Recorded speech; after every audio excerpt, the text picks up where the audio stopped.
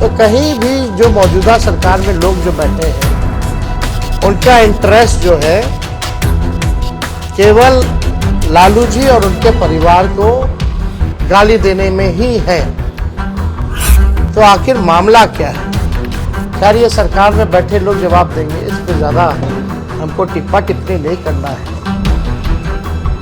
लेकिन सवाल उठता है कि ये सरकार बनी है केवल हम लोगों को गाली देने के लिए। इसमें हमको क्या कहना? हमको तो कहीं जाना है नहीं, हम तो जहाँ हैं वही है। जिनको आना होगा वो ना बताएंगे, वो तब की बात है, तब की बात। जन विश्वास महारैली हम लोगों ने किया और रैली के दिन खराब मौसम के बावजूद भी लाखों लाख के तादाद में लोग जुटे। एक ऐतिहासिक और एक सफल रैली का आयोजन किया गया और आने वाले 2024 के चुनाव को देखते हुए बिहार की धरती ने एक ऐतिहासिक रैली के माध्यम से पूरे देश में संदेश दिया कि हमारा जो गठबंधन है, महागठबंधन इंडिया गठबंधन, ये मजबूत है और आने वाले समय में बिहार से हम सब लोग चौंकाने वाला रिजल्ट देंगे। लोगों का जिस हिसाब से उत्साह था, एक एनर्जी थी, एक वाइब्रेंट रैली आप कह सकते हैं था। बारिश हो रहा था लेकिन सुबह से लोग डटे हुए थे। शाम में 4 बजे रैली खत्म हुई, कोई जो है मैदान से हिला नहीं। जितना मैदान में लोग थे उससे ज्यादा सड़क पे लोग थे। तो एक ऐतिहासिक रैली हुआ। उन तमाम जनता को हम धन्यवाद देते हैं, सभी महागठबंधन के पार्टियों को, उनके नेताओं को, कार्यकर्ताओं को भी हम धन्यवाद देना चाहते हैं इस सफलता के लिए। और आने वाला जो चुनाव होगा, साफ तौर पे जो हम लोगों ने लकीर खींची है, हम लोगों ने जिस हिसाब से 5 लाख नौकरियां, बहालियां निकाली हैं, नियुक्ति पत्र लाखों में बांटने का काम किया मात्र 17 महीनों में, आरक्षण की सीमा बढ़ाई गई, नियोजित शिक्षकों को राजकीय कर्मी का दर्जा देने का निर्णय हम लोगों ने कैबिनेट से लिया। स्वयं सहायता समूह, चाहे जीविका दीदी हो, आंगनबाड़ी महिला हो, तालमी मरकज हो, विकास मित्र हो, टोला सेवक हो, आशा दीदी हो, ममता दी हो, सभी लोगों के मानदेय को बढ़ाने का निर्णय इन 17 महीनों में हम लोगों ने किया।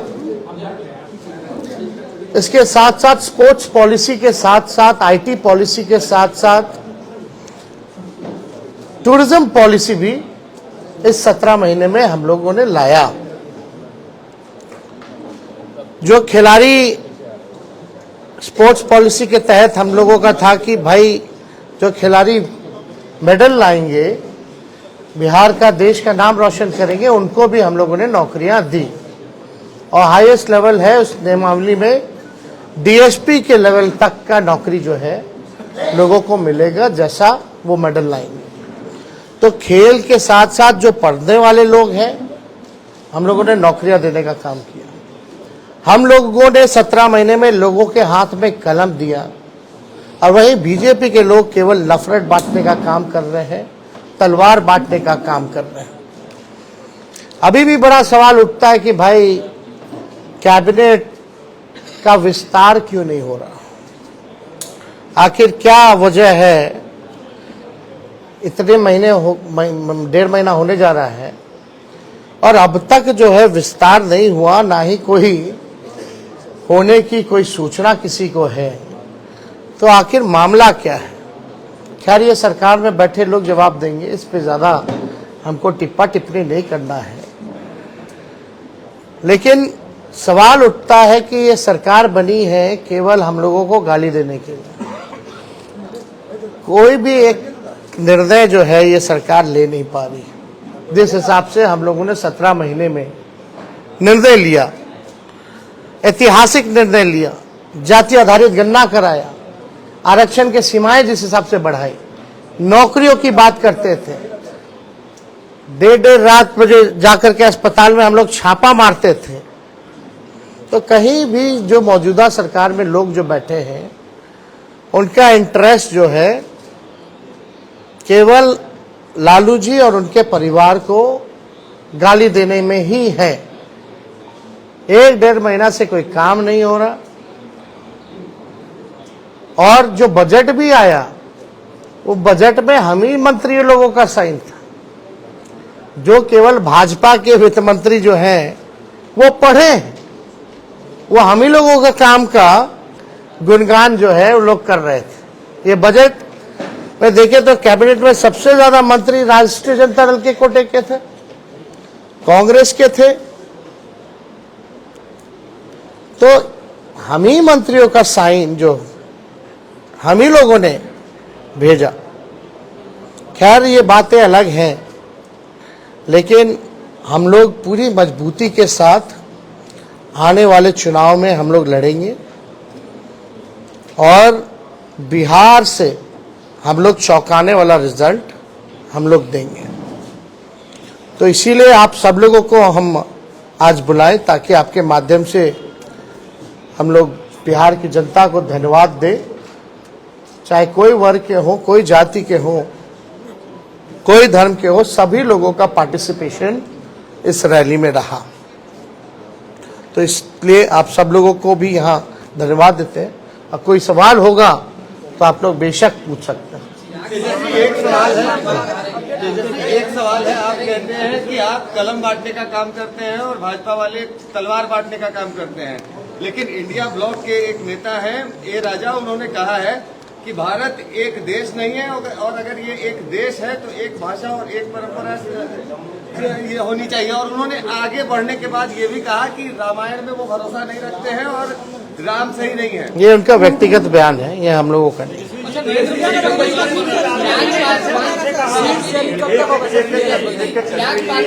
हमारा सीट शेयरिंग एनडीए से पहले हो जाएगा, अंतिम चरण में चिंता नहीं है।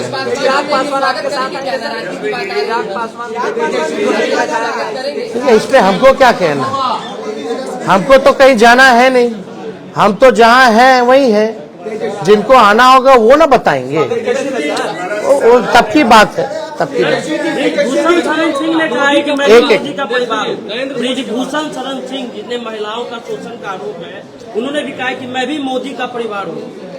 अब देखिए, अब इस पे ज्यादा कुछ तो हम नहीं कहेंगे, लेकिन हम इतना जरूर कहेंगे 80 करोड़ गरीबी से करते हैं हाहाकार, 100 करोड़ बेरोजगार, 120 करोड़ महंगाई से लाचार, दुखी सब परिवार फिर भी कहते हैं उनका परिवार। दोबारा हम पढ़ देते हैं, 80 करोड़ गरीबी से करते हाहाकार, 100 करोड़ बेरोजगार, 120 करोड़ महंगाई से लाचार, दुखी सब परिवार फिर भी कहते हैं उनका परिवार। मतलब मुद्दे की बात होनी चाहिए। पिछले बार चौकीदार हो गए थे, अब जो है परिवार हो गए हैं। ये इससे नहीं, आपको बताना होगा कि आपने कितने रोजगार दिए, आपने कितने कारखाने दिए, आपने महंगाई कम किया कि नहीं किया, आपने पलायन रोका कि नहीं रोका, आपने क्या इंडस्ट्री निवेश बिहार के लिए क्या लाया। आपको इस मुद्दों पर जो है कितनी गरीबी आपने हटाने का काम किया, आपको इन मुद्दों पर जो है लोगों को बात करनी चाहिए। छपरा के दौरे पर और लालू जी ने जो बयान दिया था परिवार को लेकर के, मोदी पर जो सवाल खड़ा किया था, ये ओछा बयान है, इस तरह के बयान उनको नहीं देने चाहिए। इस पर तो सारा बात आ ही गया है, इसमें क्या कहना। निर्मला सीतारमण छपरा दौरे कुछ इससे कोई फर्क नहीं पड़ता हूँ क्या शहरी के मंच पे रोहिणी आचार्य भी दिखी, क्या आने वाले लोकसभा चुनाव में सब बात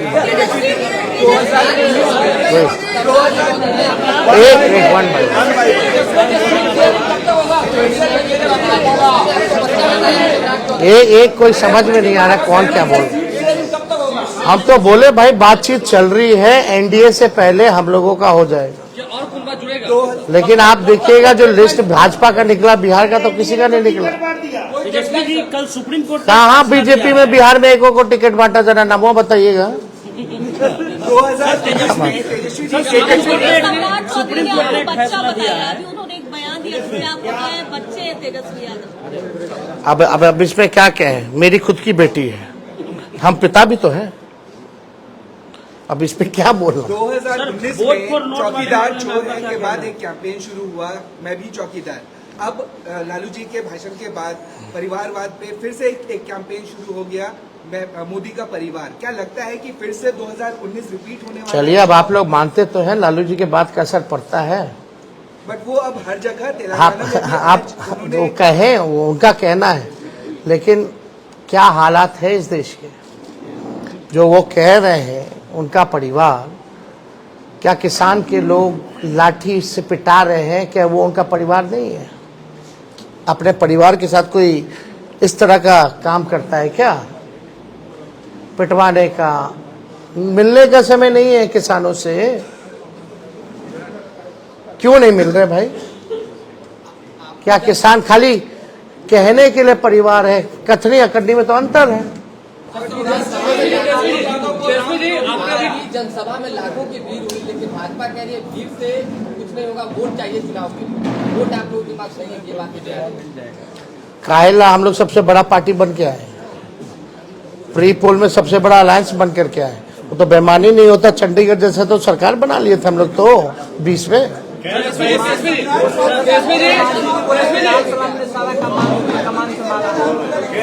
सब लोगों का योगदान है, और जो लोग कुछ भी कहते हैं वो अपना भी करके देख लें। सुप्रीम कोर्ट ने कहा, अब लास्ट क्वेश्चन, आखिरी। वोट फॉर नोट का मामला सुप्रीम कोर्ट ने कहा है कि आज जो 4 विधायक हैं उस पर कार्रवाई होगी, क्योंकि सुप्रीम कोर्ट ने कहा कि वोट फॉर नोट के मामले में पार्टी कार्रवाई कर सकती है। नहीं, इसमें हम लोगों ने लिखित में, हमारे सचेतक ने और हमने खुद भी स्पीकर महोदय को हमने लिख करके दिया है।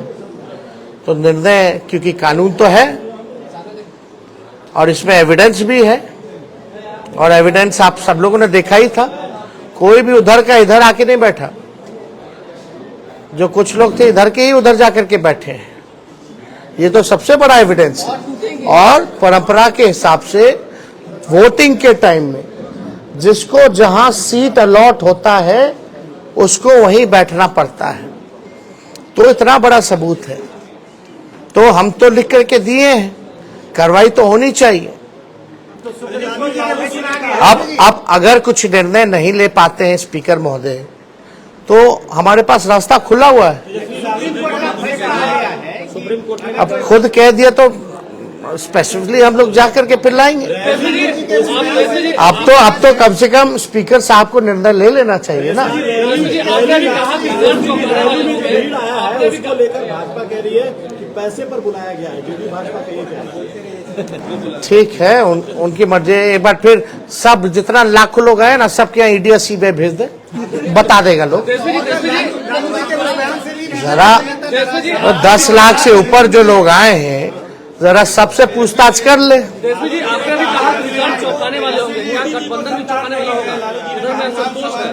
आप हिंदू नहीं है, जब लालू जी ने ये कहा तो उस पर भी नाराज है बीजेपी के नेता, और वो हिंदू आपको एक बात समझना पड़ेगा। हाँ, पूछिए। जैसे लालू जी ने बयान दिया, हिंदू नहीं है, उनको संतान नहीं है। एक बीजेपी में कैंपेन शुरू हुआ कि मैं मोदी परिवार, फिर हिंदू है कि नहीं, उसको लेकर के उन्होंने कुछ वीडियो जारी किया, कहाँ कहाँ उन्होंने पूजा और राम मंदिर। क्या लगता है 2024 में जो ये एजेंडा सेट हुआ, उसमें लालू ने ही मदद किया, ये हिंदू, राम मंदिर और परिवार। कोई ये आपकी सोच है। मुद्दा साफ यहाँ खड़ा है, गरीबी, बेरोजगारी। ये क्या है? लालू जी ने एक बात नहीं की, बहुत बातें की, लेकिन एक बात तो सही है कि अभी तक सही से जवाब कहाँ कोई दे पा रहा है। इस पे हम ज्यादा टिप्पा टिप्पणी नहीं करना चाहते हैं। हम लोग भी सब परंपरा को मानने वाले लोग हैं, हम लोग भी हिंदू हैं, हम लोग भी पूजा पाठ करते हैं, हमारे घर में भी मंदिर है, सुबह शाम वहाँ आरती होती है। तो इस तरह कोई बात धार्मिक को लेकर के एजेंडा नहीं हो सकती। लेकिन हाँ, अगर हमारे भी घर में कोई किसी की मृत्यु होती है तो हम लोग बाल मुड़वाते हैं, हम लोग दाढ़ी छिलवाते हैं, हम लोग अपनी बेटी का मुंडन हम करा के आए, तो हम लोग तो फॉलो करते हैं ना। लालू जी ने तो बस यही पूछा, तुम इतना प्रचार करता है, नफरत फैलाते हैं, उकसाते हैं लोगों को, धार्मिक भेदभाव आप कराते हैं, आपस में राम और रहीम के बंदों को लड़ाते हो, तो आप क्यों नहीं मुड़वाएं?